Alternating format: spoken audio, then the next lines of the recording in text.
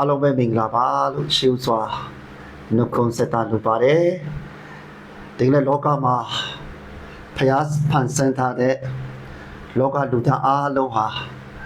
ဖျားသခင်ရဲ့လက်ရာဖျားရဲ့တန်တော်နဲ့အညီဖန်ဆင်းထားတဲ့လူသားတွေဖြစ်ပါတယ်ဖျားသခင်အင်မတန်ချစ်တဲ့အရောက်စီတိုင်းရဲ့အသက်တာကိုဖျားသခင်ပြန်လေပြီးတော့တာ၍ထူးချွန်ထက်မြက်အောင်ဝိညာဉ်ရမှာရစ်ကျက်တဲ့သူဖြစ်ဖို့အတွက်ဖျားသခင်အလိုရှိတာဖြစ်ပါတယ်။ဒါမဲ့တခါတည်းကျွန်တော်တို့ဟာရွေးချယ်မှုတွေမာယွန်းပြီးတော့ကိုယ့်ရဲ့အလိုဆန္ဒအတိုင်းအသက်ရှင်တဲ့ခါမှာမောင်မိုက်ရဲ့လက်ကွက်ထဲမှာကျွန်တော်တို့ကြောက်ရွံ့တော့တာဖြစ်ပါတယ်။အဲ့တော့စာတန်မာနဟာဟောက်တော့ချင်တဲ့ကဲ့သို့လက်လေတယ်လို့ကျမ်းစာကဖော်ပြထားပါတယ်။အဲ့တော့စာတန်ရဲ့လက်လေပြီးတော့ဟောက်ပြီးတော့လက်လေနေပြီးတော့တဲ့နေရာမှာကိုဟာအခွင့်ပေးတဲ့ခါမှာကြာရှုံးခြင်းကိုကျွန်တော်တို့ကြုံတွေ့နေရတာဖြစ်ပါတယ်ဒီလိုပဲတကယ်ကဘာဦးကြံခန်းကြီး3အငယ်6ကိုကြည့်တဲ့အခါမှာကျွန်တော်တို့ရဲ့ဘိုးပဲဖြစ်တဲ့အာရာနဲ့အေဝါရဲ့အကြောင်းကိုကျွန်တော်တို့ရှင်းလင်းစွာဖော်ပြထားပါတယ်တို့လည်းစာတန်ရဲ့လက်ဖြားမှုမုတ်တာကိုနားထောင်လိုက်ပြီးတော့ကနဲ့ဖျားပြညတ်ထားတဲ့အပြင်ရဲ့အတီးကိုစားလိုက်တဲ့အတွက်ကြောင့်အတ္တသားဘဝကိုကနဲ့လုံးဝကြာရှုံးခဲ့ရတာဖြစ်ပါတယ်။ဒါဒီကြတွေဟာကျွန်တော်တို့စာတန်ရဲ့လက်ကွက်ကိုလက်ခံခြင်းအဖြစ်ဖြစ်လာတယ်ဆိုတော့တွေ့ရပါတယ်။အဲကြောင့်ကျွန်တော်တို့ဘဝအသက်တာထဲမှာလဲစုံစမ်းသောရှက်ခြင်းတွေကြုံတွေ့တဲ့အခါမှာကျွန်တော်တို့ပို့ပြီးတော့နှုတ်ကပတ်တော်ပေါ်မှာရပ်တည်ဖို့လိုအပ်ပါတယ်။ဒါကြောင့်ဒီကနေ့2025နှစ်ဟောင်းထဲမှာကျွန်တော်တို့ဘဝအသက်တာအသီးသီးကိုစမ်းစစ်ဖို့ဖြစ်ပါတယ်။အခုကျွန်တော်တို့ကြာရှုံးခဲ့တဲ့နေ့တွေရှိပါတယ်။ကျွန်တော်တို့တခါတည်းမထိန်မဲ့မြပြုတ်ခဲ့တဲ့နေ့တွေရှိပါတယ်။အဲ့တော့ဒီနေ့တွေဟာအားလုံးဟာကိုလက်ခံလိုက်တဲ့ကြောင့်ဒီလက်ခံခြင်းပေါ်မှာစိုးကျိုးလဲတက်ရောက်လာတာဖြစ်ပါတယ်။ဆိုတော့ကိုကျွန်တော်အားပေးချင်တာဖြစ်ပါတယ်။ဒါကြောင့်မို့ကိုတိုင်တာဆက်ဆံကြောင်း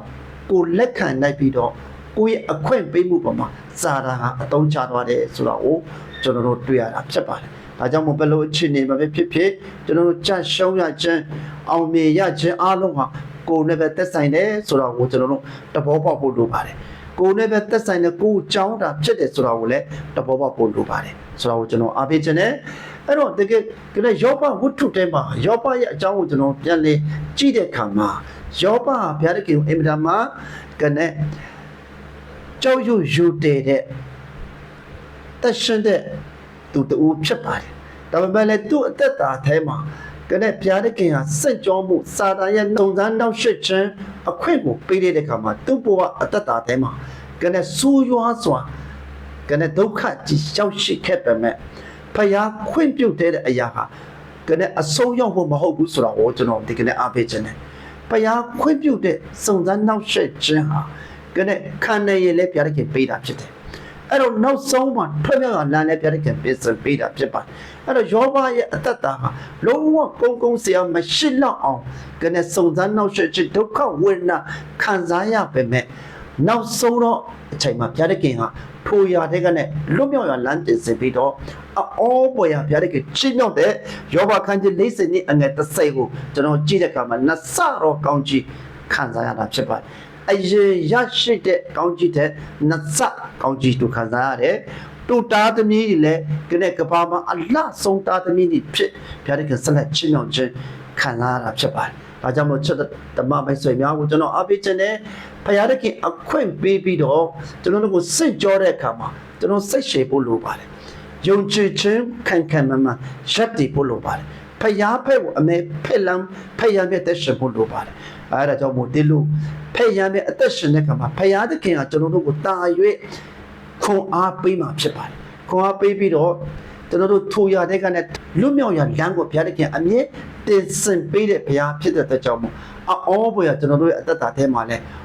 ဂျောဘရဲ့အသက်တာကဲတော့ကျွန်တော်တို့ကနေတ တင်းနဲ့ကျွန်တော်ရဲ့အသက်တာထဲမှာလည်းဘုရားသခင်ကကောင်းခြင်းမြောက်များစွာအသက်တာထဲမှာအောင်မြင်ခြင်းနဲ့ဆက်လက်ပတ်ရမှာဖြစ်ပါတယ်။အဲကြောင့်ဘယ်လိုအခြေအနေပါဖြစ်ဖြစ်ဘုရားသခင်စင့်ကြောတဲ့အခါမှာစိတ်ရှိတီးခံပြီးတော့ကျွန်တော်တို့ယုံကြည်ခြင်းနဲ့ဖြတ်တန်းဖို့လိုတယ်ဆိုတော့ကိုလည်းကျွန်တော်အားပေးခြင်းနဲ့တခါတည်းကျွန်တော်တို့ရဲ့ဇာတိစစ်အဖြစ်စာတန်ကိုအခွင့်ပေးပြီးကနေလုံမခြင်းအပြစ်တဲ့ကြရှင်းခြင်းဟာစာတန်ရဲ့ဒီကနေ့လက်ကွက်ဟာကျွန်တော်တို့ကိုထွတ်မြောက်ရလာမရှိပါဘူးအနည်းတည်းဆုံးရှုံးတဲ့ဆုံးရှုံးဟာဒီကနေ့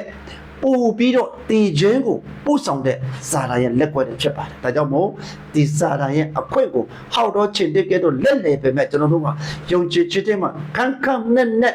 ရက်တီအသက်ရှင်ပြီးတော့ဘုရားသခင်မြတ်တဲ့ကနေအသက်တာနဲ့အောင်ပြီးကြော်လွန်ဖို့ဝိညာဉ်တော်ရဲ့လမ်းပြခြင်းဝိညာဉ်တော်ကိုကျွန်တော်နှလုံးသားထဲမှာအမျက်ခေါ်ဖိတ်ပြီးတော့ဝိညာဉ်တော်ပေါ်ပြခြင်းလမ်းပြခြင်းထဲမှာအသက်ရှင်ပြီးတော့အောင်မြင်တော်သူများရင့်ကျက်တော်သူများဖယားသခင်ရဲ့အထဲမှာတာ၍ဖယားကိုဖိတ်ရန်ပြီးတော့နှုတ်ကပတ်တော်တိုင်းအသက်ရှင်တဲ့သူများဖြစ်ဖို့ရန်အရေးကြီးတယ်လိုအပ်တယ်ဆိုတော့ကိုဒီကနေ့ကျွန်တော်အားပေးချင်တာဖြစ်ပါတယ်ဒါကြောင့်ဘဝသက်တာထဲမှာဘလို့ပဲဖြစ်ဖြစ်ဖယားကိုနံပါတ်1နေရာမှာဖိတ်ရန်ထားပြီးတော့ဘဝမှာအသက်ရှင်နေဆိုရင်ယခုဘဝ